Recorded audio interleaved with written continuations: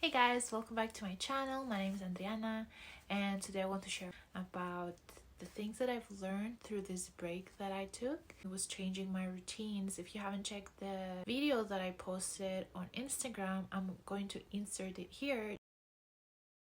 I took this break to reset, process my reality, and I wanted to change timelines. As I mentioned in my previous video of my Starship journey, another version of me is ready to come into the suit, so I had to pause and reflect on the timeline of choice, making sure that that was the timeline I want to be in or create a new one. I took time from the gym to completely slow down my processes and everything so that I could observe. I also changed my eating window because I like intermittent fasting, and I was doing mostly one meal a day. And in general, I noticed that I was changing my routines when it comes to the way I move chi, and also the way I recover, because I include stretching in my schedule before the gym and also the day after the gym so I can recover and everything.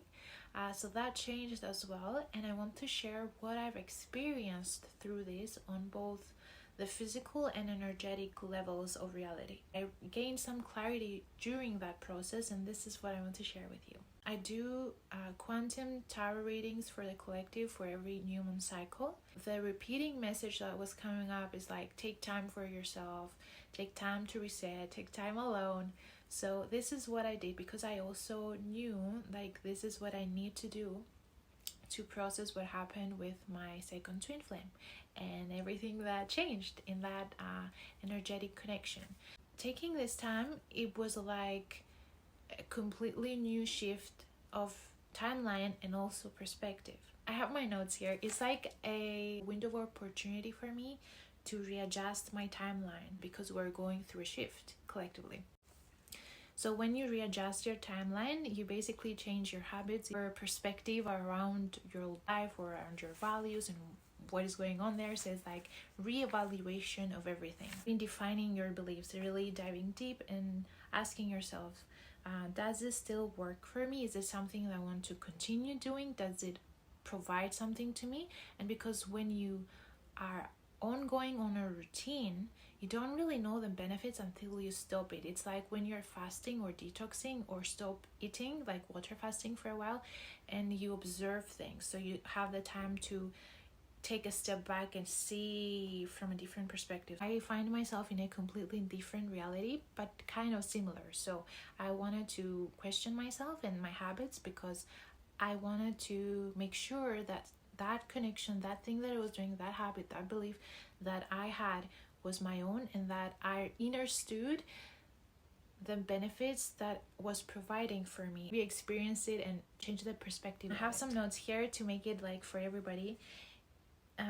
It's like you test yourself without it to discover how it benefits you and to remind you of things and of the processes, of the true core processes that you see yourself, not just follow because of a trend or something. So it can be for a relationship, like you take it away just to see how you operate without it. It can be a habit in general. It can be like an exercise routine or food, like fasting or detoxing or whatever. It can be your devices, like taking a break from your devices, social media, or pausing notifications or changing routines. It can be with certain people or your environment. This provides an updated perspective and clarity of your chosen life path. And also what I've learned is the way that energy works in the body and with the reality, the metabolism, our energy centers. Sometimes when we go through emotional things too, we find a way of escape in the gym because we move that energy, we use it as fuel. But for my thing was different because I had to really observe the timeline. So I had to completely let everything go and start fresh, reset with a new perspective and new energy. I realized that my body feels better and can rest when I don't exercise, but here is the tricky thing: don't overdo it. Don't delay movement, because when you don't move that energy for longer than your body needs, the energy starts to accumulate again, and you have more density to process and more things to, like it feels like heavier or a little bit more difficult in the beginning. So just save yourself time and just take a small break, but then come back stronger. Don't quit, just rest and start over. So again, if we talk about the body, the muscles get stiff through time when you don't stretch. Like if you take time from the gym, okay, you rest that. But if you take time from stretching too, your muscles get stiff and your metabolism starts to slow down. It slows the speed of processing. So when you move energy, when you lift weights, when you do cardio, you keep your metabolism in a higher frequency, in a higher processing speed. And so I was combining gym, time off, my eating window changed, and I paused from my stretching routine for a while. We have our organs, right, and their intestines and the digestive system and the elimination system. If we don't help the body to do its work and we add things onto it to process, sometimes it slows down and sometimes it just closes off. So as a result, we feel ungrounded because we keep the energy and recycling the same energy without grounding it. So the importance when we are stretching and when we're working with the ground and our bodies is to move energy and then ground this energy through our mobility routine and exercises. The digestive system needs more energy, so it takes from somewhere else. So it takes from your reserves to process the food, to process the emotions, to process the density. So it slows down to support the system. It's like it's adjustable, but you have to make it work for you. So I realized that density was building up around my fields. I had water retention, some of my chakras closed, and it was much difficult for me to move energy or ground without going to the gym or stretching or doing these things. Exercise and going to the gym and lifting weights, it's not just for weight loss. It's for the overall fitness of the organism on all layers and levels, and all these hormones that keep you in a higher frequency, in a better mood, in a higher speed, to work with your environment. Weakness starts to get in and finds ways to self-sabotage you, like the things that you want to eat. It's like, yeah, you're taking a break so you can eat this, or you're taking a break so you can binge watch on Netflix or stuff like that. So it's up to you to start setting your boundaries and working with your values and really checking in with yourself, like, hey, you're sleeping, you're not supposed to do that, or let's do that, but like let's do it with balance. We don't have to overindulge on this, or if you overindulge, it's like cause and effect, so choose that wisely. It's like this weakness, this shadow that is not integrated within the self has like an opening that allows other things to enter if you don't check yourself. Process your thoughts, your actions, your emotions, and see where it stems from. We observe that and we take the necessary steps to realign. Movement, exercise in general helps to bring awareness to the muscles and the joints and let me show you something actually. This is our body, right? When we work with our muscular system, we work with the nervous system as well. All the systems are working together to keep the organism in its optimum state. The nervous system is also connected with the organs of the body, the digestive system, and their functions. And the nervous system also has to do with the brain. So what are we working on doing? Balancing the left and the right hemisphere of the brain, and therefore the left and the right side of the body, the left and the right side of our stream energetically, our light side or our night side, and their functions, and coming into the center, working together through the heart with brain coherence and heart coherence, brain synchronization and heart coherence. And when brain and heart work together, things happen. Like we work with the reality as one. We work with our multidimensionality for our mobility to relax the muscles and also the spine, and we have this flexibility of consciousness and muscle, flexibility of mindset and flesh. So our soul connection comes through the heart, it goes up and around, wrapping around our fields. This is our energy fields, the Taurus energy of the heart. So it's important to align often and ground in the center of self, the presence to how we feel, the cables that are connected to us, and how to adjust them. In this way, we blend the energetic and the physical reality together in an alchemical process through our awareness and our presence in time and in our reality and in our space. We bend time and space and we become one in neutrality, and we find this point where everything just is. Awareness comes through breathing, presence, stillness, observation.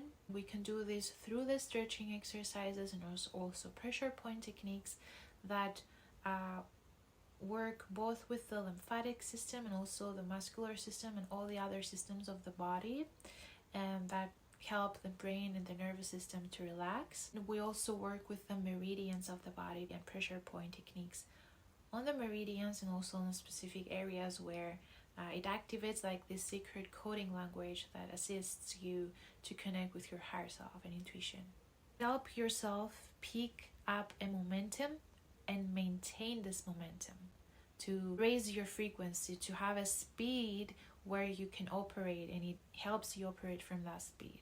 Exercise builds momentum because it filters fresh blood through the organs and it creates momentum. It helps you start something and maintain it while you do it. It's like when you are running, when you do cardio, it gets you going, you feel alive, you feel yourself, you feel your energy, you breathe deeper and you produce heat, and all this, you work with the elements and you become one and you reflect, and it's everything is connected. So the DNA, everything is one, everything is quantum, everything is interconnected through time and space. You have to raise your frequencies to stay above the waves and go through this transition. So if you maintain a routine, a workout, better lifestyle, relationship, or whatever it is, make sure it helps you and it provides to you. You don't just do it because you feel less than. You don't just do it because you feel fat.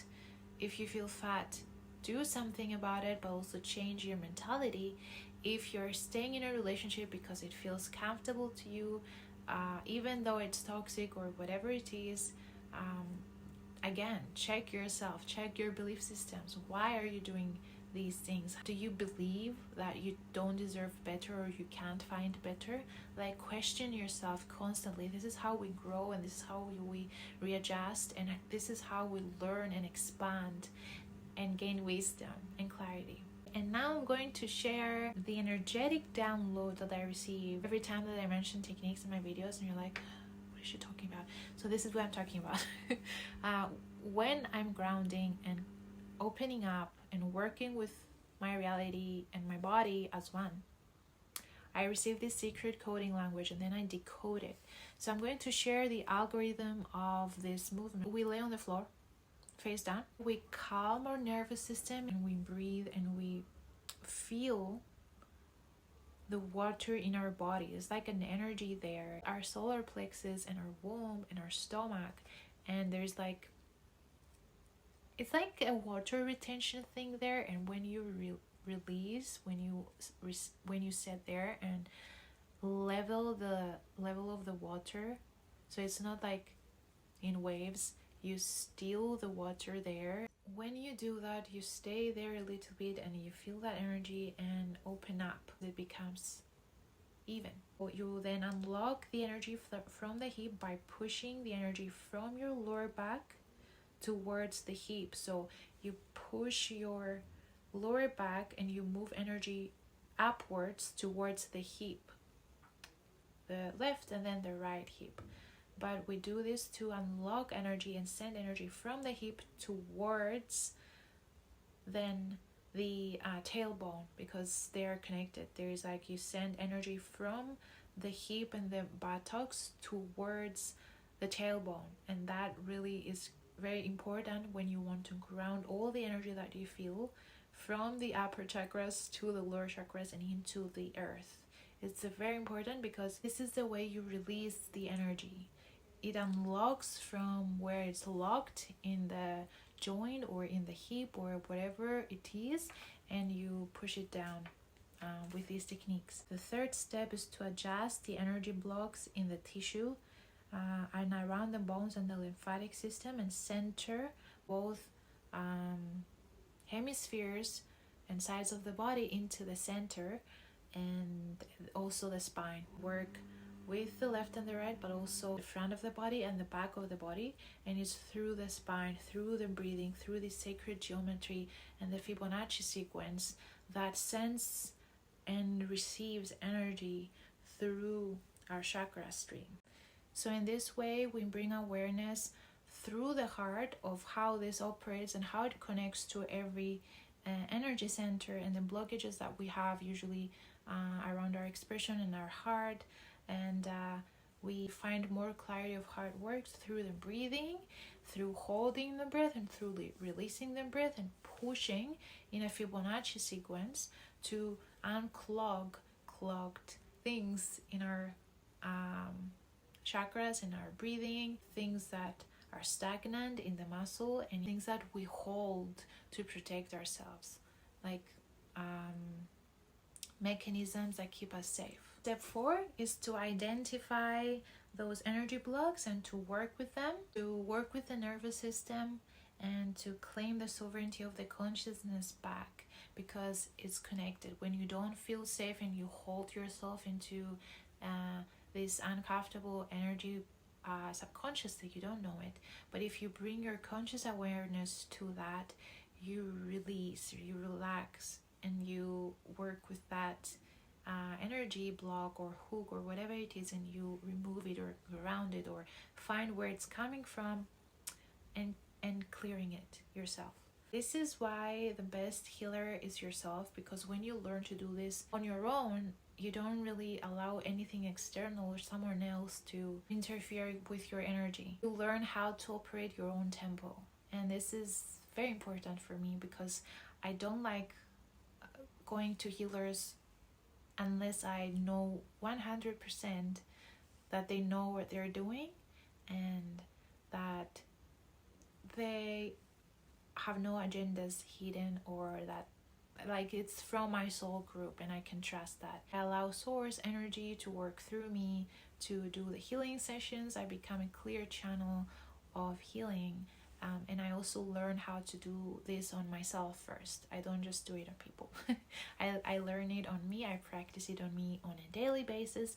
And then when I take those pauses, is for me to stop everything and come a step back and observe how can we make it work through what we already are and the gifts that we already have within us. So we claim back the sovereignty of our consciousness. We open up our crown. We open up all the other chakras, and we work with our rainbow body and our space and the alchemy of both internal and external. And we come from the center to find consciously the presence and work with our meridians. So that was my video for today, guys. I hope you liked it. If you did, please give this video a like, subscribe to the channel, and share it with your friends and family and groups and people that you feel like they need to hear it, or save it for yourself so that you can get back on it every time you need inspiration or guidance. If you want to have a session with me, you can check the links in the description below, and please follow our group on Facebook, Team Light Cyprus, and also Team Light Cyprus is my new Instagram account. You can find me there. I post there more often, and I'm more open to my lifestyle and what I do. We share more information with the team about things and events, and we collaborate together on many levels to bring forth this new version of Earth, new Earth reality in this present moment and all moments to come. So thank you guys for being here, and I'll see you in my next video.